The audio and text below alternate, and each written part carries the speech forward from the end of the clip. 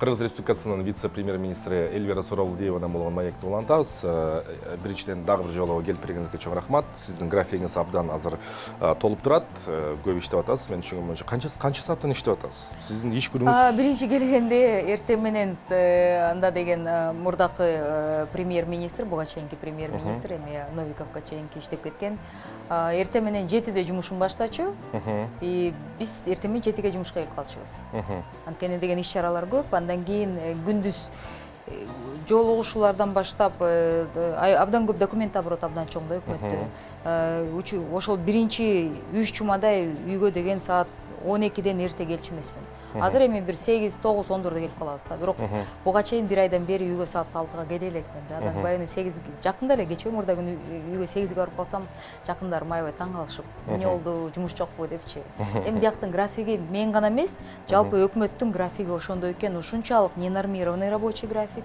Эртең менен 8-де жумушка келишип, өкмөттө иштегендер, өзгөчө аппараттын ичинде иштегендер кечки саат 9-10го чейин суббота күнү да иштеген күндөр да көп да. Анткени мамлекеттеги бүт болуп жаткан мындай иш-чаралардын баары өкмөттүн аппараты аркылуу өтөт. Ошондо өкмөттүн ичинде ошол өкмөттүн имаратындагы элдердин баары эртең менен 9-га келип 5-те кеткен учурлардын бирөөсүн да мен билбейм да. Плотный абдан. Сиз буга чейин шайлоого партия аркылуу аттангансыз, анан окуялар болду, октябрдын баарыбыз билебиз. Сиз кандай окуяларды баштан кечирдиңиз билебиз, сиздин чечимиңизди дагы билебиз. Анан мындай суроо жаралып атат да, сиз өкмөттө буга чейинки жылдары бир кыска мөөнөт иштегенсиз, мен билгенден. 2 жылдай, бир 15 жыл мурда ооба. 15 жыл мурда кыска мөөнөттө иштегенсиз. Ошол эле имарат, ошол эле адамдар, ошол эле система, баягы эле көйгөйлөр да, сиз айтып аткан. Кол коюлгандан да коркуп калышты депчи. Маселе эмнеде болот атат? Элбир жырыктын 15 жыл өттү. Сиз бир мындай айырмасын сезип атасыз десем, сиз албетте ар кандай баягы фонтан деп айтышыңыз мүмкүн. Бирок жалпысынан караганда кадр маселесинде. Кадр маселеси. Сөзсүз түрдө. Аппараттын саны мындай көбүртүлгөнбү? Сиз ошого кошуласызбы? Мисалы, бир эле менин кол алдымдагы социалдык отдел бар жана билим берүү отделы, экөө мага баш ийишет. Ошол мен көзөмөл мен колумдун астында иштеген ошол отделде 5-5тен адам, бир 10 чакты адам иштейт да. Эми элестетиңиз, биз анализ деп көрсөк 10 киши эки отделде. Башка отделдерде бир жылда 10 000 кат келсе, ошол именно менин кол алдымдагы отделге 10 эсе көп кат келет экен. Анан бир отделде 5 киши эле. Элестетиңиз, ушунчалык обороту чоң. Анан жарандарыбыздын дагы, мен буга чейин айтып кетпедимби? Райондук, айыл өкмөттүк, айыл деңгээлинде чечиле турган маселе менен бүт өкмөткө кайрылышат экен. Анан биз кайра ошол ненужная бумажная переписка болуп калат. Биз кайра ошол тиги ар бирөөсүнө жооп беребиз. Кайра ошонун баары деген региондорго жөнөтүлөт да. Анан мен ошол жактан айтып кеткеним, кадр маселеси эмнеге? Региондордо айыл өкмөткө жетекчини тандап жатканда биздин айылдык депутаттык кеңештин депутаттары эмнеге мындай татыктуу адамдар келиш керек, айыл деңгээлинен баштап келиш керек. Анткени ошол деңгээлде чечиле турган маселелер ошол жакта чечилсе, өкмөткө чейин бир топ мындай көйгөйлөр азаймак. Андан кийин райондук деңгээл, андан кийин областтык деңгээлде көп маселелер чечилсе, Бишкекке чейин мындай мен ойлойм, мындай бизде эффективдүүрөөк, ошол үнөмдөлгөн убакыттагы эми каражаттагы элдин мындай ишмердүүлүгү болуп атпайбы, человека часы рабочий неме убакыт болуп атпайбы, ошондой үнөмдөлүп бир топ КПД деп порчасын айтабыз, бир топ нерселер үнөмдөлмөк да. Мен ойлойм, бул эми 30 жылдан бери бул система мындай бир калыпка келе албай жаткандыгын да себептери көп болуш керек. Буну эми аналитиктер айтат болуш керек. Бирок бизде деген адам кетсе, анан жаңы адам келсе, жаңыдан кадрлар алмашылат, институциональный память жок. Бул бир жагы. Анан жаңы адам келсе, ошонун мүнөзүнө жараша иш чылат да. Аппараттын жетекчиси жаңы келсе, отделде буга чейин 10 жыл иштеген адамдар отурса, жок, сен мага жакпайсың, мен революция кылдым, баарыңар кеткиле деген көз караш туура эмес менимче. Буга чейин иштеген адамдардын профессионалдуу болсо, анан коррупционер эмес деген дагы бир мындай элге пайдасы тийген, өзүнүн жумушун билген адамдар болсо, иши улантып кетиш керек. Эми азыр биз көрүп жатпайбыз, 5 революциядан бери ошондой да көз караш көп болуп атат. Анан макул жаңы жетекчилер келди. Бирок эгер анын дагы кагаз жазганды билбеген жетекчи болсо, аны менен мисалы мага иштөө кыйын болуп атат. Мен жумуш процессине байкап жатам. Ошондой учурлар да көп болуп атат да. Эльвира Жусуповна, сиз бир канча жолу борбордон ылдый көздөй эмес, ылдыйдан борборго бийлик агып келсе, бийлик чыныгы баягы элдик болсо деп атасыз да. Анан ушундай бир ошол эле максат менен баягындай элдик курултай маселеси дагы көтөрүлүп атат. Сиздин ушул курултайга болгон көз карашыңыз кандай? Себеп дегенде сиз айтып аткан окуя деле ошол жөнүндө болуп атат да. Ошол айылда бийлик элде болсо, эл өзүнүкүн билет, ар бирөөсүнүн ашматын, эшматын билет, тааныйт, кимдин баласы, ким кандай иштейт. Анан ошолор жөнөйт, шаарды көздөй келет, 2-3 күн отурум кылат, анан эртең күнү өкмөткө болгон өзүнүн сунуштарын киргизет экен деп угуп атабыз да. 5 октябрда сиз да мындай ошол окуяларды билесиз. 5 октябрда окуялар эмнеге мындай ошол окуяларга эмне себепкер болуп келди деп суроолор берилсе, биринчиден ооба шайлоонун ушунчалык одоно мыйзам бузуу менен өткөн шайлоолор болду деп баарыбыз мойнубузга алабыз. Анда мен катышып жүрдүм, сиз аны да жакшы билесиз. Андан кийин 5 октябрга себепкер эмне болду? Кабинеттин ичинде отурган атка минерлер кагаз менен алек болуп, реалдуу турмушта элибиз эмнедей айланып жүргөнүн билбей калышкан учур болду да. Анан азыркы учурга чейин ошол өкмөт аппаратында мен көргөн кишилер таң калат да. Эмнеге революция болду? Анан мен да жаман көргөндөр деле көп да. Парламент ичинде деле күнөөлөп жаткан депутаттарды көрдүңүздөр да. Эмнеде бул суроолор чыгып атат? Эмнеден чыгып атат? Анткени бул адамдар кабинеттен чыныгы реалдык сыртта жүргөн адамдардын жашоосу менен мындай байланышта болбой калгандыктан. Эмнеге ошол адамдар миңдеп аянтка чыкты? Кеп бир гана шайлоодо эмес. Кеп пандемия учурунда мамлекет бизди таштап кетти деген ой пикир. Кеп деген ушунча айылдан чыгып алып мен же жумуш, же билим ала албайм, же жумуш таба албайм, же үй бүлөмдү бага албайм деген ачуусу келген элдерибиздин миңдеп 20 миң жарандарыбыз аянтка чыкты да. Ортосунда айылдык гана балдар эмес, шаардын ичинде биздин шаардыктар деле чыкты да. Шаардыктар эмнеге чыкты десек, акыйкат жок болуп калды деген сөз да. Бул жерден кадр да маселеси, мен айтып кеткен ошо региондордон, өкмөттөн келген суроолор көп болуп атты. Бул жерден деген сиз курултайды сурагансыз. Курултайды эми бул белгилеп кете тургандай Жапаров Садыр Нуркожоевдун ой пикирин өзүнчө мындай коюп койсок, элдин оозунда болгон сөздөрдү эми мен революция күндөрүдө ошакта жүрдүм. Жалпы азыр деле жумушум боюнча бир топ жарандар келип, мен да сыртка чыгып атам, эл менен мындай маектешип атканда, эл мындай дейт да, бийлик бизге отчет бербей калдыңар дейт. Бийлик бизге эмне кылган жөнүңөрдү отчет депутаттар да бербейсиңер деп, ал кезде мен депутат болчумун. Андан кийин өкмөттө бербейсиңер деп, жада калса бизге президенттер да отчет берсин деп. Мыйзам жагынан караганда сөзсүз түрдө мен түшүнөм. Азыр митингтерге каршы чыгып аткан эл да түшүнүп атам. Биздин шаардан көп мындай юристтерибиз да чыгып атат. Конституция жазылды, бул маселени эми өкмөттүн өкүлү катары мен саясатты талкуулабайм деп өзүмө бир айдан бери чечим берип унчукпай жүрөм. Бирок сиз суроону берип аткандан кийин жооп бере эле да. Реалдык кагаз кабинеттин ичиндеги турмуш менен мындай ошол турмуш менен реалдык сырттагы, айылдагы, аймактагы турмушта көз караштар дал келбей калды. Негизи дүйнө жүзүндө деген өкмөттүн аппараттын ичинде болгон менин ар бир кыймыл аракетим ошол айылдагы, ошол региондогу жашаган жарандардын күнүмдүк жашоосуна таасир этиш керек да. Ошактагы турган биздин жарандарыбыз 5 жылдан бери эмнеге ушунчалык парламенттин аброю кескин түрдө түшүп кетти? Анткени парламентте биз кабыл алган чечимдер, биз сүйлөп жаткан көйгөйлөр, телевизор, камера күйгөндө баардыгыбыз эле эл деп кыйкырып калганыбыз менен, мен эми буга чейин коллегаларым жөнүндө эмес, жалпы депутаттарды айтып атам да. Бирок чыныгы турмушта эл ошонун пайдасын көрбөй жатпайбы? Эл дегениңер менен кана менин турмушум өзгөрбөй жатат деп. Ошондой экен да, элиталар деп мындай белгиленген башкаруучулар ошол элитаны шайлап алган региондогу, аймактагы биздин жарандарыбыздын талабына дал келбей калган учурлар болуп кеткендиктен да.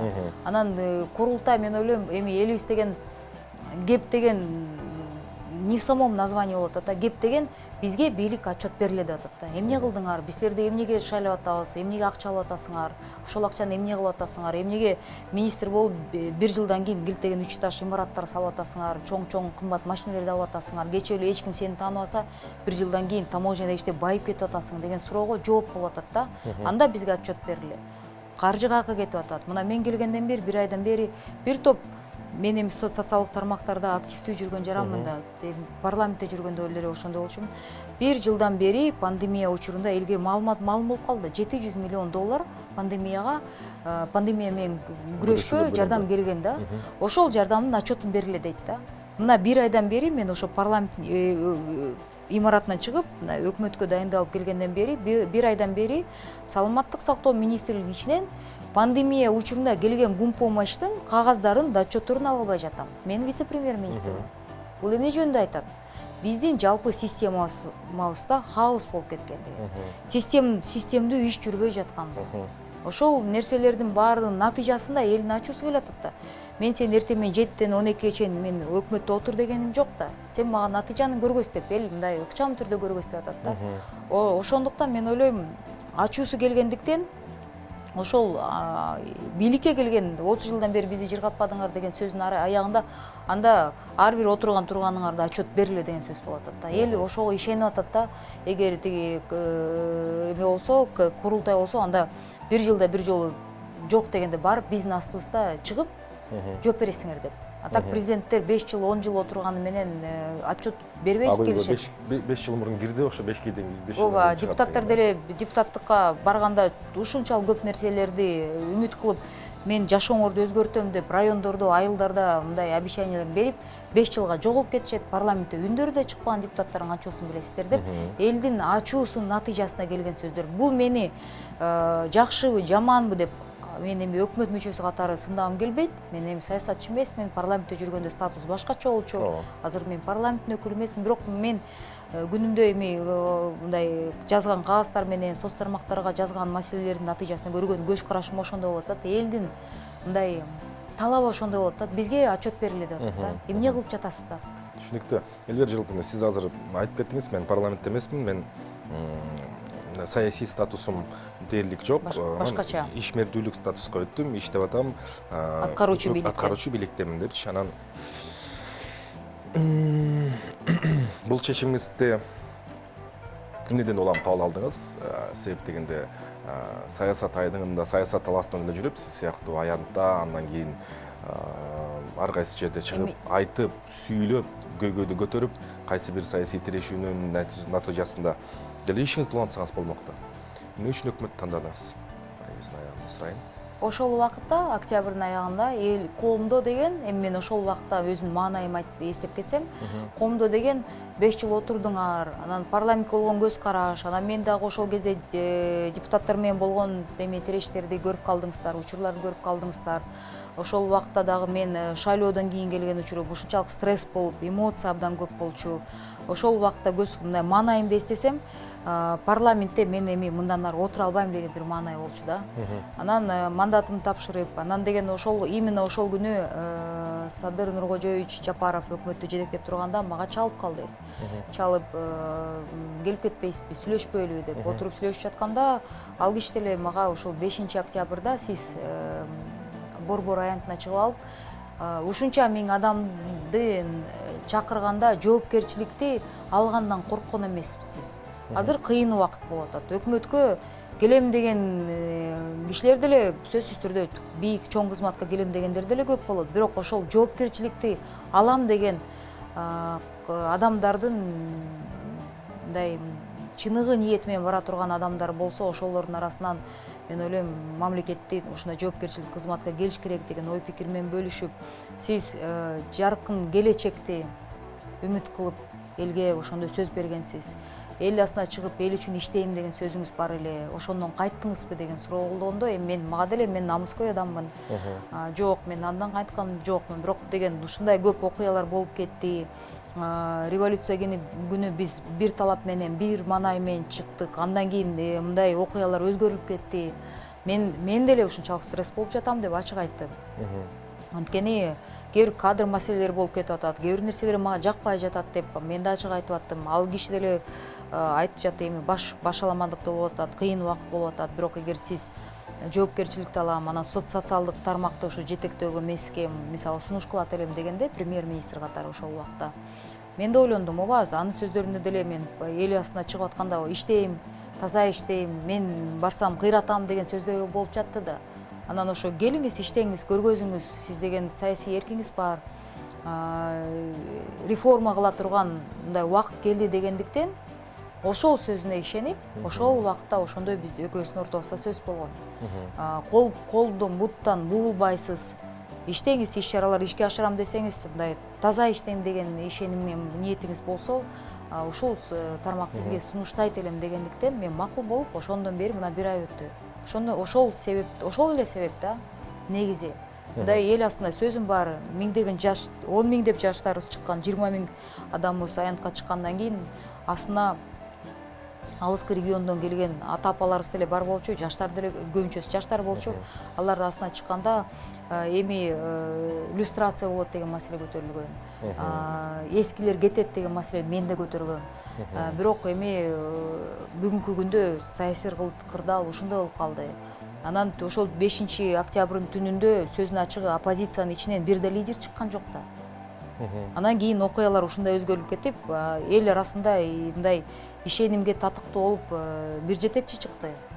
Анан ошону жагабы, жакпайбы баарыбыз эле мен эми азыр түшүнүп атам, ошол кезде кырдаал башкача болчу. Азыркы кырдаал эми мына күндөн күнгө кырдаал өзгөрүп жатат, саясий кырдаал. Бул эми элдин депутат болгондон кийин элдин талабында болуш керексиң да. Мыйзам түрүндө 30 жылдан бери биз кагаздын үстүндө иштеп жатабыз, кагаз деп таянып жатабыз, бирок кагаз дегенибиз менен 3 жыл революция болуп жатат да. Чыныгы элдин турмушу өзгөрүлбөй жаткандыгын баарыбыз моюнубузга алыш керекпиз да.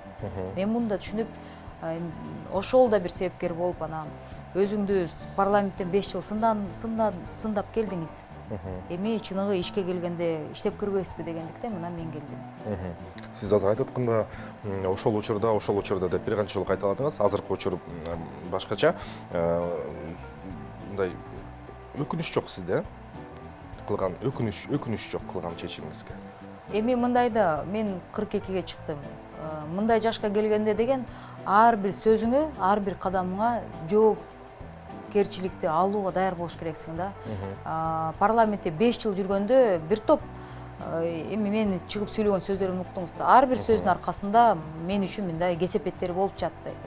Анткени ал убакта Атамбаевдин да убагында, Жээнбековдун да убагында бир топ ачык айкын чыгып алып сындагандан кийин мен жакындарымда бир топ мындай кыйын учурлар да болуп жатты. Аны мен отуруп алып мындай ыйлап, жок мен сүйлөп алдым, эми кейип атам деп отурсам, анда мен саясатчы болбойт элем. Боло турган иш болду.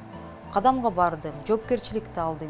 Өкүнө тургандай мен бул жоопкерчилик бул кеп жетекчиде же кеп деген бийликте эмес, кеп деген жоопкерчиликте болот да позицияда. Мен эл астында мындай жүзүм ачык болсун деп, эл астында алган кадамыма жооп берем деп бардым да. Мен мага эң негизги критерий бүгүнкү күндө 5 жыл шайлоочуларым болсо, бүгүнкү күндө 6,5 миллион биздин элибиз болуп атат да. Мен ошолордун астына жоопкерчилик алдым. Бул чоң кызматка дайындалып, макулдугумду да берип, ал убакта жетекчилик менен да сүйлөшүп жатканда, ал адамдын да мындай ишенимиме баа берип, ушунчалык мен сындап келгенден кийин, ошого карабастан, ушунчалык чоң ишенимди көргөзүп жатканда мен да баа бердим да. Анын ордуна башка бирөө болсо ишенбек беле, күмөн болмок беле деген да суроолор туулуп жатты да. Ишенип жатат, анда сен өз убагыңда деген сен да элбир ишенбек белең деген менде да суроолор көп болду да. Ошондуктан жоопкерчиликти эң биринчиден 6,5 миллион калкыбыздын астынан алгандыктан, ар бир кадамыма, ар бир отуруп турган мындай иш чарама мен ойлойм, эми мен да жаш кыз эмесмин, мен жоопкерчиликти алдым. Өкүнө турган нерсе жок. Мен азыр маектин векторун бир аз башка тармакка бурайын, убактыбыз дагы бар экен. Убактыңыз жакшы эле сиздики? Эми келгенден кийин 3 жумадан бери келе албай жатып бүгүн келдим. Отуруп сүйлөшөлү кандай болсо. Сиз баягы демилгелеп көтөргөн мыйзам ченемдердин бириси бул аялдардын укугуна байланыштуу. Эгер эркек мырза алимент төлөбөсө, анда сыртка чыкпайт деген мыйзам долбоорун көтөрүп чыккансыздар. Мен анын демилгечилерине карасам, жалаң мындай эми туура болот, жалаң кыздар экен да, жалаң аялдар. ошол мыйзамыбыз ишке ашты беле, анан экинчиден учурдагы бийликте кыргыз аялынын, кыргыз коомунда кыргыз аялдын, өзгөчө кыргыз бийик эшелонундагы аялдын Ал ордун айтып мыйзамдын кетсеңиз. талкуусу азыркыга чейин уланып жатат. Анын деген негизги эмеси инициатору болуп менин коллегам саналат. Биз эми айымдар катары бул көйгөйдү региондорго чыгып аткан аялдардан уккандыктан колдоп бердик. Инициатор болуп киргенбиз. Жалпы гендер, жалпы айымдарга мамиле жөнүндө сүйлөшүп кетсек, эми бүгүнкү күндө айымдардын көпчүлүгү каржы маселесине жакын үй бүлөсүнүн башчыларына таянышат да, эркектерибизге. Бүгүнкү күндө бизде деген үй бүлөлүк зордук, зомбулуктун саны көбөйбөй, азайбай, тескерисинче пандемия учурунда 14%-тен 28%-ке чейин региондордо көбөйүп жатат. Буну жакында эле биз гендер маселеси боюнча чоң мындай жыйында отуруп талкуулаганбыз улуттук деңгээлде. Ал жерлерде региондордо пандемия учурунда жумушсуздук күчөдү, стресс күчөдү, моралдык, психологиялык жактан жабыркаган биздин айымдарыбыз дагы үй бүлөсүн жетектеген тиги эркектерибиз деле бир ток стресс болуп атып, анын баары аягында балдарыбыз окубай үй бүлөдө болуп, бир төрт тиги немеде имараттын ичинде 4 тамдуу ортодо байланып калган үй бүлөлөр деген бири менен урушуп, аягында деген чыр-чатактар көбөйүп, үй бүлөлүк зордук, зомбулуктун саны көбөйдү деген, күчөдү деген маалыматтар, стат данныйлар келип жатат да. Бул жерде деген айымдардын ролу жөнүндө айтып кетсек, Сузакта болгон окуяны жана дөңгөлөктөр менен чыккан сүрөттү билесиз го. Ошол аябай мындай показательный бир неме да, история да. Ал жерде деген айымдарыбыз сабалса деле бир топ жылдап чыдап, аргасыз бара турган жери жок. Бизде кыздар күйөөгө чыкса кайрылып келбеш керек. Анан чыккандан кийин баарына чыда, аягына чейин чыда, өлтүрүп салганга чейин чыда деген туугандарыбыз деле бар да. Ошол учурду биз деген парламент учурунда иликтеп жатканда, эмнеге ушунча жыл чыдап келе жатат десе, анткени деген өзүнүн туугандарын жактан да колдоо болбоптур, коом жактан да колдоо болгон жок. Ызы чуу чыгып кеткенден кийин гана мындай сындалып калды да. Андан кийин ачыкка чыккандан кийин күйөөсү, жолдошу тарабынан деле туугандары келип, мына бизди уят кылдың, ачыкка чыгарып алдың деп заявлениясы жазса, анын деген ошол арызын кайра артка алууга аргасыз болду да. Анткени мен каяка барам. Бунун түбүндө социалдык, экономикалык маселелер турат.